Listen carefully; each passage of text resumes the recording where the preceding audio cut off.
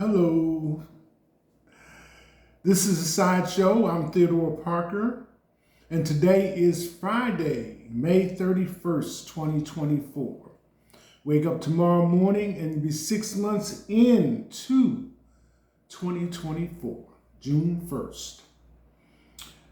In this area of the country, or in the nation, Lexington, Kentucky, the high today will be around 78 degrees. Currently is sitting around 55.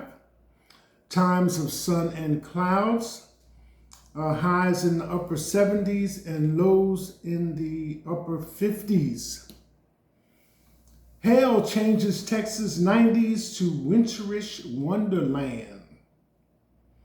Rain possible Saturday in this area afternoon. Sunrise today was at 6:16 a.m. Sunset at 8:54 p.m. Wind 4 miles per hour. Pollen very high. And the AQI is good at 31. So if you're watching the sideshow on Facebook and Instagram, don't forget to like, comment, and share. Talk about it on WhatsApp. If you're watching the sideshow on YouTube, like, comment, share, and subscribe. And the sideshow coffee cup, 11-ounce black ceramic, good for all beverages, hot and cold, dishwasher safe, sideshow logo on it. Buy from me for $17 plus shipping and handling. Pay me through Cash App, $TR Parker 1. So again, this is the sideshow. I'm Theodore Parker coming to you from Lexington, Kentucky. I have several items in the news that caught my attention, and I thought I would share with you today. And they're kind of like all over the place in this country, outside the country, various opinions and viewpoints. So let's start off, since we have so much in the news about Diddy and what went on with all of his parties and occasions where there were celebrity get-togethers. This one is coming to you from Hip Hop Raised Me, the blog, celebrating 50 years of the youngest genre of music. We're talking about hip hop, y'all, where it's about the knowledge, the culture, and the lifestyle. Hip Hop Raised Me. So, this is from May 30th. Former celebrity bodyguard Big Homie CC alleges Busta Rhymes only would REQ fun boys in his club section. Former celebrity bodyguard made startling claims about Busta Rhymes, calls him super zesty, and alleges Busta only requested fun boys in club section. I'm going to read it to you. It's not that long, but I don't want you to miss any of the content. So here we go. Excuse me. Former celebrity bodyguard Big Homie CC made some shocking allegations against rapper Busta Rhymes during an interview on the Cam Capone News podcast. According to CC, Busta Rhymes would only request fun boys to be in his club section when he went out, implying that he only wanted to be surrounded by young, attractive men. These allegations are not only troubling, but also raise important questions about the behavior and attitudes of celebrities in the entertainment industry. Busta Rhymes has been a prominent figure in the music industry for many years, known for his energetic performances and hit songs. However, if these allegations are true, it raises serious concerns about his character and values. The use of the term fun boys is particularly concerning, as it has been used in the past to refer to young men who are often exploited or taken advantage of by those in positions of power. It is deeply disturbing to think that Busta Rhymes may have been involved in such behavior, especially considering his status as a public figure and role model to many. It is important to remember that these are just allegations at this point and have not been proven. However, the fact that they have been brought to light by someone who worked closely with Busta Rhymes raises serious concerns. It is crucial that these allegations are thoroughly investigated and that Busta Rhymes is held accountable if they are found to be true. As fans and consumers of entertainment, we have a responsibility to hold the celebrities we admire to a high standard of conduct. If Busta Rhymes is indeed guilty of the behavior described by Big Homie CC, it is imperative that he faces consequences for his actions. No one, regardless of their fame or status, should be allowed to engage in exploitive or harmful behavior toward others. In conclusion, the allegations made by former celebrity bodyguard Big Homie CC against Busta Rhymes are deeply troubling and raise important questions about the behavior of celebrities in the entertainment industry. It is crucial that these allegations are taken seriously and thoroughly investigated to ensure justice for any potential victims. Celebrities have a responsibility to set a positive example for their fans, and any behavior to the contrary should not be tolerated. So I just thought I would share that with you. As I said, viewpoints and opinions.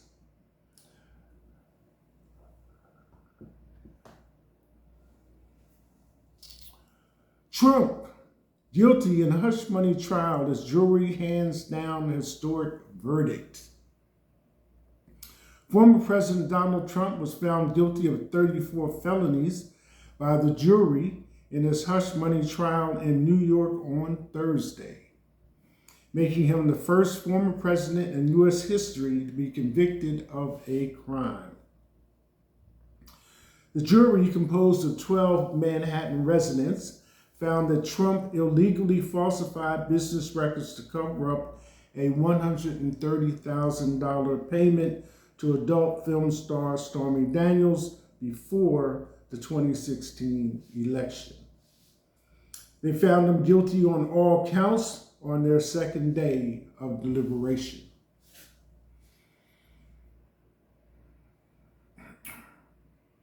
In Mexico, Mexican mayoral candidate assassinated at point-blank range. Alfredo Cabrera, who was running for mayor in the town of Cayuca de Benitez, fell victim to a gunman who opened fire at close range.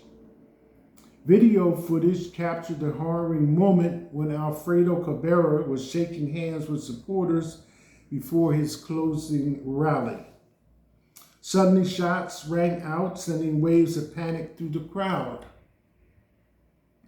Approximately 15 shots were fired, instantly ending Cabrera's life.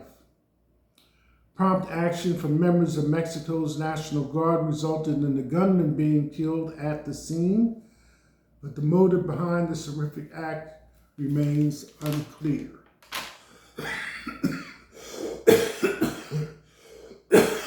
Excuse me. Paul Pelosi's attacker apologizes. Judge upholds previous 30-year sentence. I should have left when Nancy wasn't there.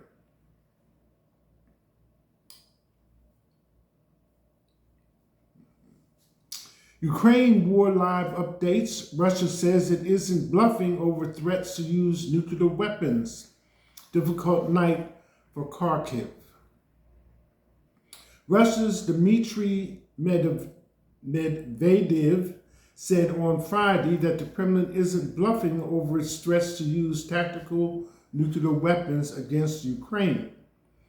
His comments come shortly after reports said U.S. President Joe Biden had quietly given permission to Ukraine to allow its forces use U.S. weapons inside Russia. The decision only applies to counterfire purposes in the area around Ukraine's northeastern region at Kharkiv. Well, school's out for the summer.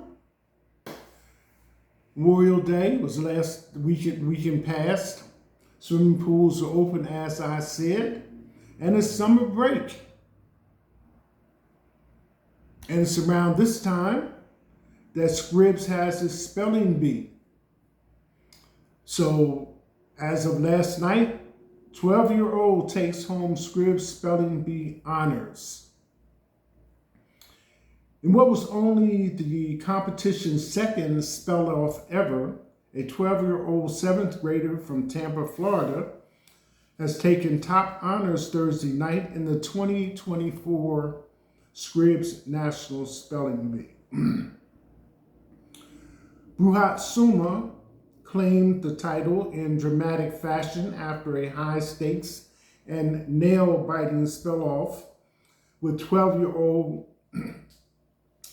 Faison Saki of Plano, Texas. The spell-off requires each contestant to spell as many words correctly as they can in 90 seconds. Faison Saki knocked out 20, but Soma reeled off 29. Soma not only took home the trophy, which he was holding high in the picture, but also $50,000 in prize money as well.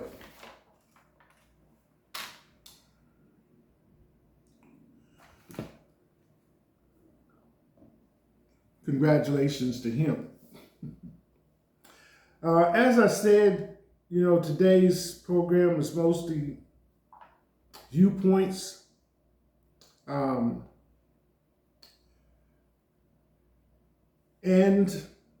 not so much opinions, but as I said, the articles are kind of all over the place today. Excuse me.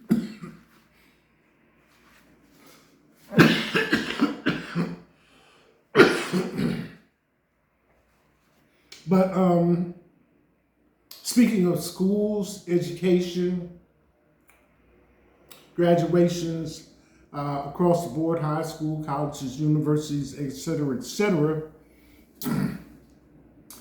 it's to be noted that this 2024 class, and this is why I say a viewpoint, would be the first graduating class in 57 years that has not been under affirmative action.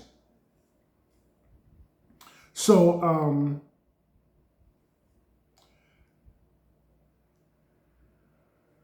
most of my adult life, affirmative action has been a part of it. It was initially, brought in for education based on the scores for the SAT and the ACT for minorities and marginalized groups of people. But I guess by design and how things went, those persons that took advantage or made use of affirmative action for their education, it also went over into employment. So employers were encouraged to have a more diverse workplace. And why I say it's a viewpoint, because when you think of Hollywood pictures like The Butler, and for myself as a black man in America, I know what was emphasized to me as a young man was getting an education, which would technically lead to a better job, et cetera, more income. And with all the statistics that are written, so much education is supposed to bring about so much income, benefit in income. probably need 3 jobs to pay them student loans off. Because, mine was in the early 2000s, but before 2010. And I know it was astronomical. So anyway, with that being said, affirmative action,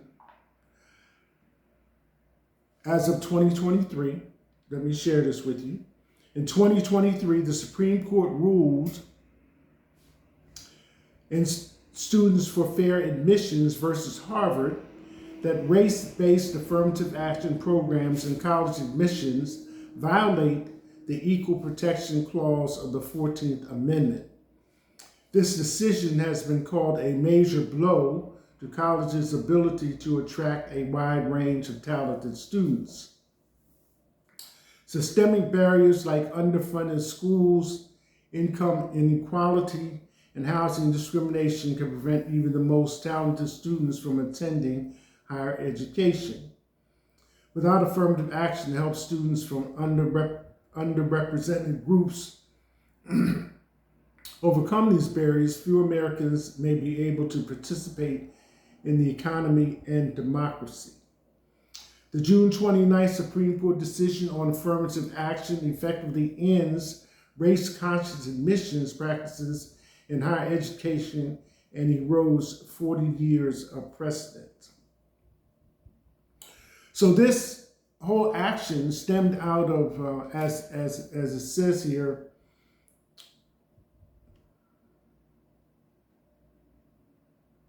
Harvard, Students for Fair Admissions versus Harvard. And all of us are familiar with the reputation Harvard has, top school. I was reading some of the information about it. You have to have a 4.0 GPA for one thing. And on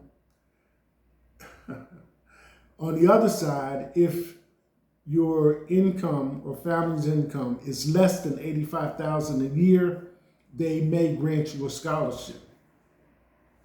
All that being said, Harvard's rate of acceptance to its school with all of the applications it receives, if I remember correctly, is 3.2%.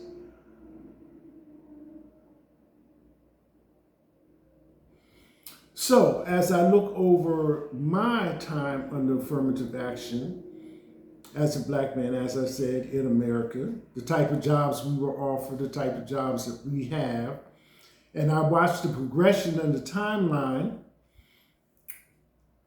with migration, immigration. Latinos came in, whether they came from Mexico or Puerto Rico or Cuba or wherever they came from. They kind of pushed us along to get out the way to get in there to get those jobs. And X amount of years has passed. Now, and again, because it's the last day of Asian and Pacific Islanders American Heritage Month, Asian people came along and kind of pushed the Latinos up and out of the way for their benefit in the land of the free and home of the brave. But kind of like with Harvard statistics or with education, whereas blacks and minorities are kind of put in one group, whites and Asians are kind of put in another group. And there is a statistics breakdown for the percentages race-wise that do attend Harvard.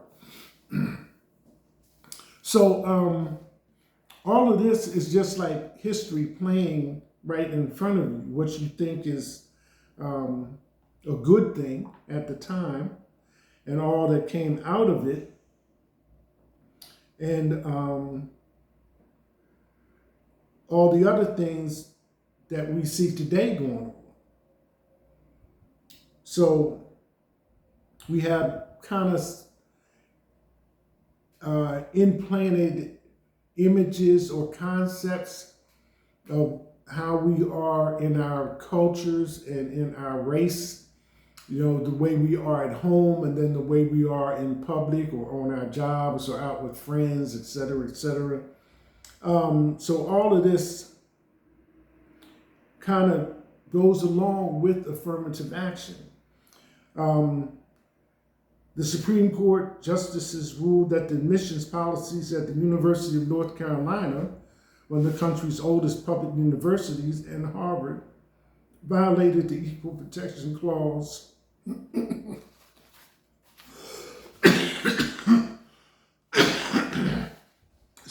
the 14th Amendment.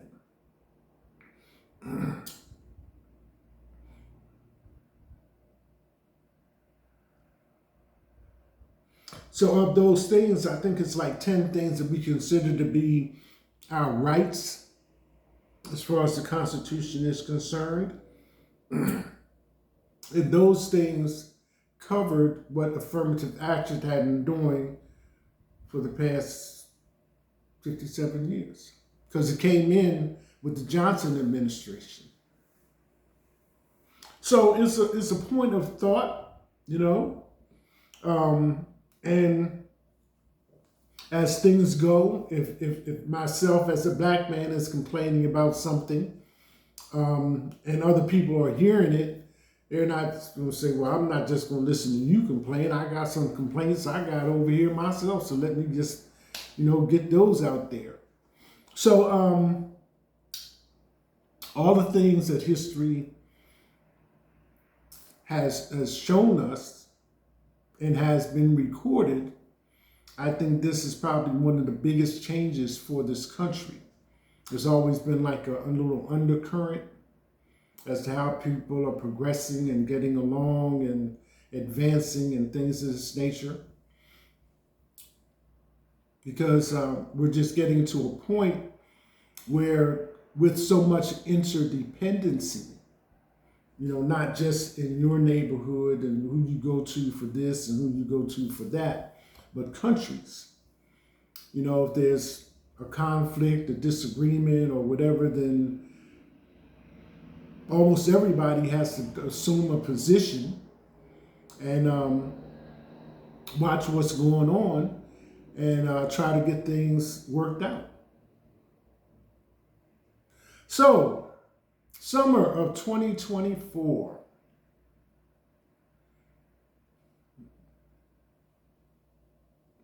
This is The Sideshow. I'm Theodore Parker. Friday, May 31st, 2024. That's it. Hashtag